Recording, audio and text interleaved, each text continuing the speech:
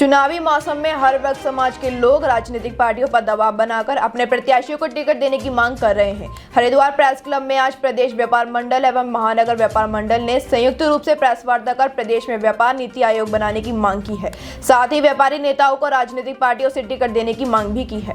प्रदेश व्यापार मंडल के अध्यक्ष संजीव चौधरी ने कहा कि व्यापारी पिछले 2 साल से कोरोना की मार झेल रहा है। हरिद्वार में होने वाले स्नान और मेलों को जिला प्रशासन एसओपी के नाम पर प्रतिबंध लगा देते हैं, बाजार बंद कर देता है। ऐसे में सड़क पर आ चुके व्यापारियों को सरकार द्वारा किसी भी तरह की कोई छूट या आर्थिक मदद नहीं दी गई है। उन्होंने कहा कि जब हमने इस बात को लेकर मंथन किया तो पाया कि सरकारों में हमारा प्रतिनिधित्व करने वाला कोई प्रतिनिधि नहीं है, जिसको देखते हुए आज हमारे द्वारा राजनीतिक पार्टियों से चुनाव में व्यापार मंडलों से व्यापारी नेताओं को टिकट दिए जाने की मांग की है। साथ ही उन्होंने चेतावनी दी है कि अगर राजनीतिक पार्टियां व्यापारियों को टिकट नहीं देती है तो आने वाले दिनों में व्यापारी संगठन बड़ी बैठक करके कोई बड़ा फैसला लेंगे।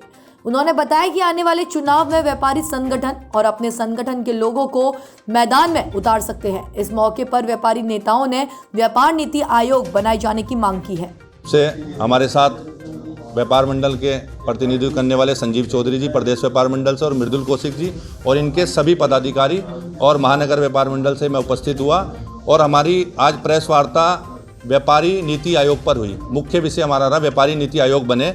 व्यापारी नीति आयोग मैनिफेस्टो में शामिल करे जो भी आगामी सरकार है या पूर्व की सरकार रह चुकी है, जो भी राजनीतिक दल चुनाव लड़ने के इच्छुक हैं वो राजनीतिक दलों में हमारी व्यापारी हित के लिए व्यापारी नीति आयोग के गठन को अपने मैनिफेस्टो में शामिल करें।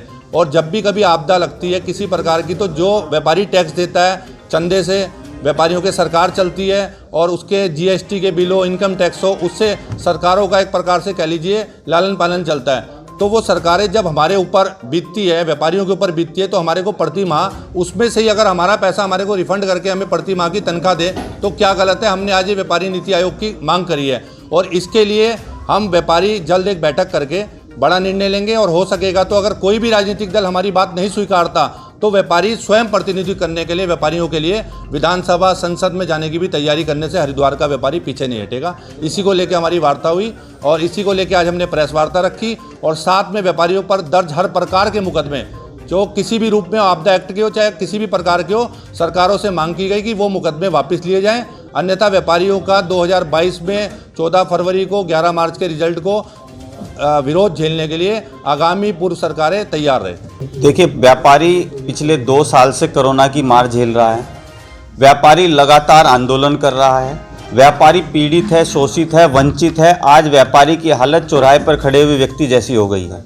ना सरकारें हमारी सुन रही हैं, ना हमें कोई छूट दी जा रही है। जो भी स्नान होते हैं, चाहे वो कावड़ हो, मेला हो, मकर संक्रांति हो, सोमती हो, सभी पर एसओपी जारी करके बाजार बंद करा दिए जाते हैं या सीमाएं सील कर दी जाती हैं। तो आज व्यापारी कहीं ना कहीं इतनी मार झेल रहा है। इसका मंथन किया 3-4 व्यापार मंडलों ने तो हमने पाया चूंकि हमारा कोई भी प्रतिनिधि विधानसभा या लोकसभा में नहीं होता है, इसलिए हमारी आवाज़ सरकार के कानों तक नहीं पहुंच पा रही है। तब हमने निर्णय लिया कि सरकार, जो भी पार्टी या सरकार हमारे मुद्दों को अपने मैनिफेस्टो में शामिल करेगी, जैसा कि हमने बताया कि हमारा व्यापारी आयोग का गठन, हम पर दर्ज व्यापारी मुकदमे, किसी भी संगठन पर व्यापारियों पर दर्ज मुकदमे वापसी हो। दूसरा, हमारे प्रत्याशियों, हमारे नेताओं को जो पार्टी प्रत्याशी बनाएगी हम उस पार्टी का समर्थन करेंगे। यदि कोई भी राजनीतिक दल हमारे लोगों को प्रत्याशी नहीं बनाता है तो निश्चित तौर पर हम एक पंचायत व्यापारियों की करके निर्णय लेंगे और इस पर भी कोई निर्णय हो सकता है कि व्यापारी अपने प्रत्याशी खुद ही मैदान में उतारें।